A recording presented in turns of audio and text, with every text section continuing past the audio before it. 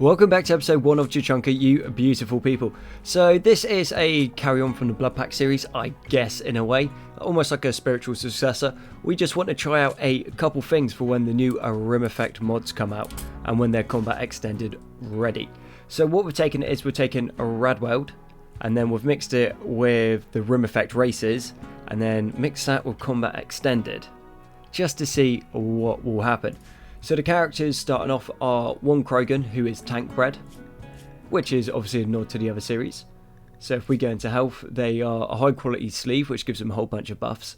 And then it also are sleeve type worker, which gives them an extra 50% movement and manipulation. And then the sleeve quality is minus 15% to pain, plus 20% to part efficiency, plus 10% movement, plus 10% manipulation, plus 10% sight, and 20% blood filtration. And then that goes for the Vulture as well. As for their start, they're underground, sanguine, bloodlust, and restful. Because I kind of think the Vulture should be sanguine because they're not bothered by anything. Bloodlust because they're little savages. Restful because, well, they kind of aren't allowed to rest in law. They're just beaten in slavery and to do stuff. So allowing them rest kind of doesn't make sense to me. And then the Krogan is similar. I should have given them abrasive, but I kind of forgot. But this is the Rimworld tile we're starting on. It is something called a lush cavern. So as you can see, we are straight under the mountain, which means trying to generate power in the early game is going to be virtually impossible. You can't create solar panels because there's no sunlight. You can't create wind turbines because, well, there's a roof. And I cannot find any geothermal vents. And with no geothermal vents, we can't get any power from that. So I think maybe our best bet is we're going to need to use a wood fire generator to start with, because I'm hoping that these giant roots will supply us with wood to then be able to get a bio refueler, and then we are just going to chuck every living thing on the map into that to try to create some chem fuel. And we've also got some irradiated mega spiders, that's one. So despite living underground, these mega spiders seem to have had problems with opening holes to the surface and are generally less hostile due to the radiation. Okay, cool, so maybe they don't attack us on sight, that'll be different. Then a whole bunch of different fungus and stuff. So what we got cave ferns, then we got hill shrooms, which I imagine is like hill root. Yeah, that's some cool stuff. Irradiated rats. Walks appear to be the same, and then we've also got irradiated bears. And we also have 10 UAC packaged survival meals, which I think we probably should go get pretty early on. And where it is combat extended, obviously ammo is limited. So we have started off with 1,000 of 6x24 cartridge ammunition, which is decent. So this was on the mercenary start. Well, mercenary loadout. So from insectoids expanded. But let's move around, let's see if anything aggro's onto us, and then if it doesn't, we carry on our way. Cool, looks like we're going to be right. So I'm thinking pretty much straight up. This looks like that is the centre of the map. So we start walling off some areas so local wildlife can't come and eat our food. And then we start getting to building and trying to create a sort of base underground. I have no idea how this is going to go. So I guess you guys are on the same journey as I am. I'm just trying to figure out how not to instantly die. But what we do see is a whole bunch of steel. So that is going to be ours. And we've only looks like we've got one entrance into this area. So we've got along here and then this section. But if we can wall off down here, and then say if we walled off there, that gives us a pretty large area to work in. And I wonder how plants are going to work in this. So if we go grow zone, drop it down. Okay, what's new? So we got rad fungus. Okay, mutated fungus, which has grown exceptionally large due to radiation. Okay, it has no light requirement. Okay, so that can grow. That's pretty cool. Angel stand, I take it, is another one. Okay, this blue mushroom has been acclaimed for its ability to produce cloth in harsh conditions. Like that. Cave fern, what do you do? A hardier fern that adapts to caves. I take it that's for animals. Hill shroom is probably just hill root. Cool.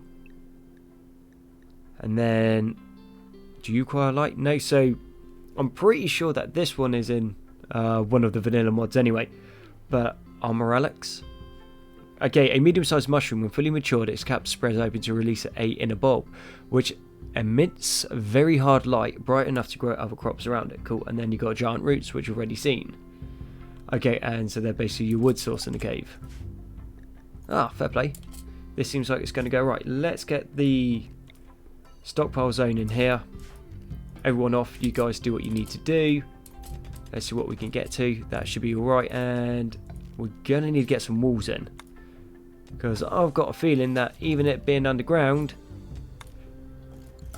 things are still going to deteriorate. And let's go kill everything off in there, because that's our room now. So we do that. And then we'll get to some hunting. We'll take as much of this out as we can. But things don't seem very hostile yet. But imagine once the wolves, megapedes, bears. Yeah, if you actually look at that map, it is just full of predators in here. I can see this becoming a problem very, very quickly. But looking forward to the challenge. Then let's go down here. So steel walls along here will make this into the bedrooms. Well, it'll be a barracks for the moment. Vorcha. They do not mind living in really bad conditions. It's quite fun. We'll keep all of them to the door so there's less travel time, so less people won't get annoyed as much. So long as our food is in there safe, and got a decent amount of wood to start with. So I reckon, yeah, a wood fire generator should work alright. And then, if I stop saying and then, that'd be great. Across here, take all of these. And let's turn them into rad fungus, because I take it that's going to be our main food supply under the mountain. This will need processing. We'll get onto that in a sec. But yeah, I'm just interested to see how everything's going.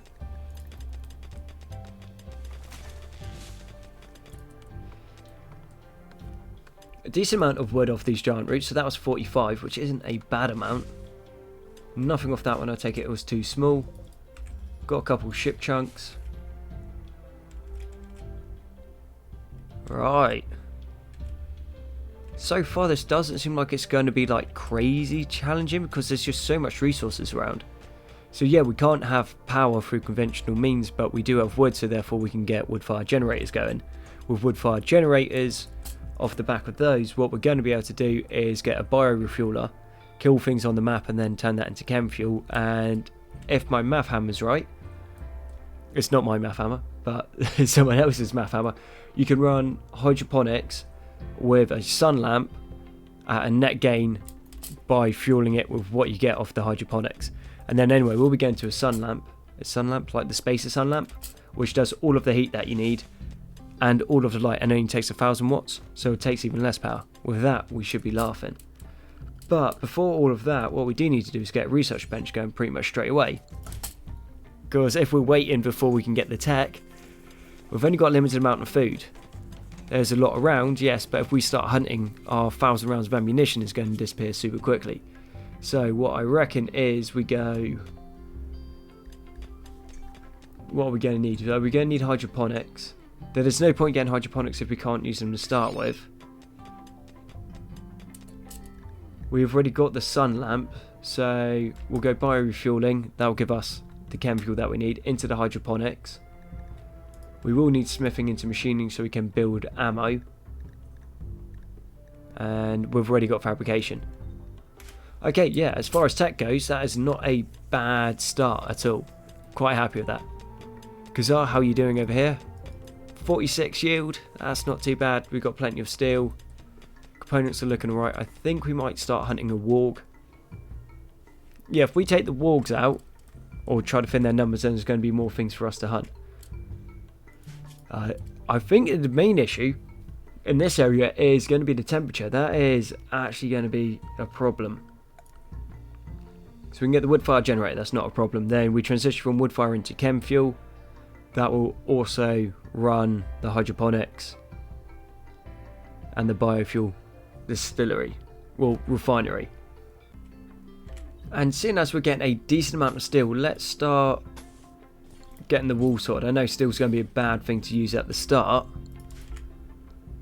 but it looks like there's quite a lot around. Actually, that being said, why don't we go to production, get a stonecutters table, make it out of steel, bang that into there, then we set up a cheeky little dumping stockpile zone, clear all, and we'll only allow stone chunks and fresh bodies. set the build to make granite chunks forever. Do forever, drop on floor. Then we're also going to obviously need marble chunks because that's the second stone tile that we have. And what are we digging in around here? We're digging in granite. So that's what we're going to get a lot of. And then take this section down to here. This is going to be our kill zone, being combat extended. You cannot wait to build a kill zone. Like, without a kill zone, you're dead. Which is kind of the reason why you start with embrasures, which I think works out pretty well for us. That's going to do that. Then we'll have the exit here, so they'd actually have to come around the side.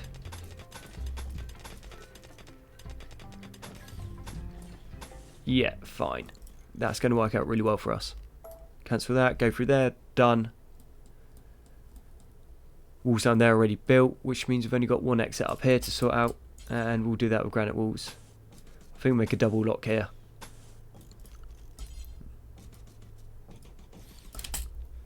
Awesome. Right, might have forgotten about this bit. Who's a clever cookie? I am. Right, at least we found it before anything bad happened, then reinforce that and that. Happy. Put the doors in a little bit later, but to be fair, we can kind of get to it without it. And walls are a lot cheaper than doors. Not that we have a crazy amount of resources, or not that we're going to run out of resources at the same note, but we're kind of going to have to start conserving them. Because I think this is going to be an issue, because we can't trade in like the conventional way. You can't call trade ships. Trade ships can't get to you, apparently, because they get blown up when they try to drop their cargo down. So you can sell all of your stuff, but it doesn't mean you're going to get anything back for it. So, yeah. You can only really trade with traders. Not a massive issue. I think that's fair enough. You're in a cave. What are the chances that a ship can come in and actually drop you resources? But that does mean we're going to need a lot of caravans. And we also can't use ships to travel around. So like the SRTS mod. Yeah, that's out as well. So actually, as far as mods go, we're running fairly light this time round. Got our first hostile coming in, which is a mad irradiated rat. I don't think that we should be too scared with the pulse charge rifles. We should just be able to shred that. But then the double-sided sword of the pulse charge rifles is we can't remake that ammo. So once that ammo's out, we are done. Oh, he started with a sniper rifle. How did you manage to do that? You going to shoot? Come on. Done. So like, say if you start with like a basic ammo type, like a 5.56 or a 7.62, you can make them like really early on in the game. Whereas we are not going to be able to produce this until like mid to late game. I guess it kind of makes it fun. So either we're going to have to go shopping and keep an eye out for them, or get really lucky. And yeah, the animals have started coming in. So we have a warg trying to cause some beef. It looks like the other wargs are getting involved. Not great, so let's move back. Hopefully Tank can get a shot without spraying down our other guy. Kazar, I'm going to need you to move to there. You should have a shot on this wall, this warg. Knock down. Tank, I'm going to need you to move up here, buddy. Yeah, combat extended, you've got to be super careful, because if you guys shoot over each other but they end up tagging another one of your colonists, yeah, that can be very bad news very quickly. And with all of that done, what we do need to do is look into a butcher table, make that out of steel as well, and chuck that there for the moment. It's 11 degrees inside, so it is going to spoil, but at least it's going to last a little bit longer. And yeah, another warg's coming in. I did wonder how long this would take. Was that a different warg? Yep. Yeah, those wargs just stripped that map of all the food. Cool. Tank, no, didn't get the shot off. Okay, try to pull back. Kazar, I'm going to get you to move here onto the corner. You guys are all going to be fine there. I don't need everyone in this. Awesome. Going to have another one coming down, but if it's coming through the kill zone, we should be pretty good.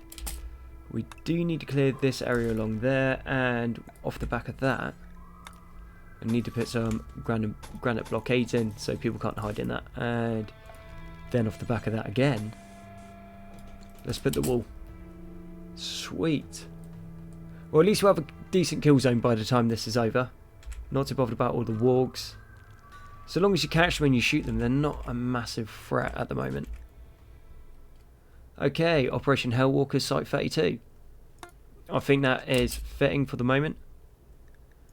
Okay. That's eating the other one, which, yeah, again, that's kind of our food, so done. Cool. And let's just get back to trying to get some base in some resemblance of a situation where we can actually build anything. Okay, another wall. Amazing.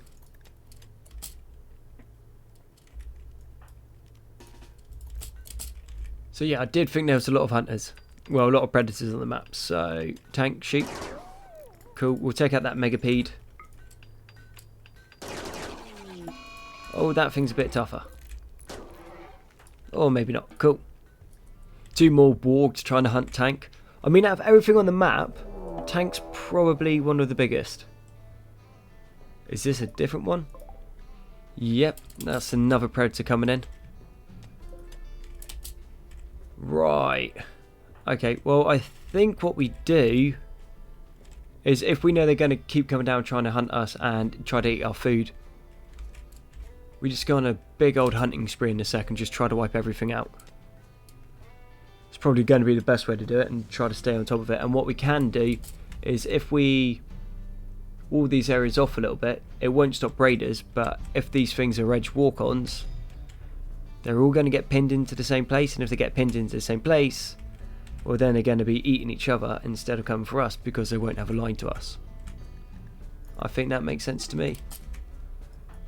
Okay, so that's Khazar in a little bit of trouble. So if we all just move back here, Khazar should be able to disengage, shoot, pull back and shoot. That was one thing with combat extended. Like, the cooldowns on weapons are so much shorter. Khazar, mate, when you get a chance, I don't really fancy you getting eaten. Okay, wargs are eating each other. That is fine. Didn't get that shot off. You guys, everything into that. Cool. Then these two are coming up here trying to eat our food, which we are not a big fan of. And tank, move back before everyone shoots you in the face. Cool, done. And then we have a bear as well. Easy. So what we'll do is we'll go granite wall, granite door, because we've got plenty of granite at the moment. That will just keep any of the predators actually coming into the map. Also all of the other animals, which isn't a massive problem, I don't think. As long as we don't have to put up with the constant noise and the constant pausing of animals trying to hunt our Vorcha and Krogans. Yeah, how many entrances are there? So it's kind of looking like maybe 4 side sort of setup. That's cool. It looks like most of them are on this side. So we've got one more up here that we need to block off. We block there off. That's done. Actually, to be fair, they all come to the central point, which is here. So yeah, we block that bit off. Then all of this is covered. There's a bit more of a maze down here, and I'll figure the rest out.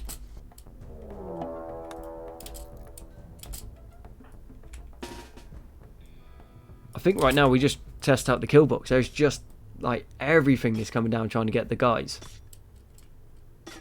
And Khazar's caught himself out. Okay, you go that way. Anything coming across here? No, you move to here, come round. There is a walk there, so just shoot it whilst we have the chance. Cool, move up. Actually, let's go round because we can't actually get through that way. Move down, tank, come across here, which way we're going, so pull this way, Khazar. And try to get a shot off, mate, if you have a chance. So also the armor rating's like completely changed on combat extended. So if you don't have the actual ability to shoot through the armor or bite through the armor in the case of these doggos, then yeah, you're not going to get very far with it. Whereas obviously in vanilla, it's you hit something enough times, eventually something gets through. Whereas it's not quite like that in combat extended, which actually makes it a lot more challenging. Because say like you come up against a centipede and you don't have anything like big enough to take it down with like 20mm worth of penetration, yeah, you are not taking one of them down. And a centipede can wipe a whole colony. You come across an infernopede, like yeah, that can just one-shot a colony. They are insane. Which is going to make this super fun having to try to fight them in a cave. Okay, looks like that was a pack of wolves. Let's move back. Right. our first proper raid coming in. So it looks like it's just one guy. He's got a club and a wooden hand and a scar on his left leg. I don't think this is going to cost us the game somehow, so we'll leave him down there for a bit and then finish him off in a sec. Having a look around, I think we've managed to cordon off most of the map. So we're going to have a wall across here, which is going to stop pretty much everything in this area, because there's only 2 exits from this bit. So we've already got a wall there. That's what we built earlier on in the game. And then we're going to have this one. So this area is going to be pretty much contained against all like little beasties.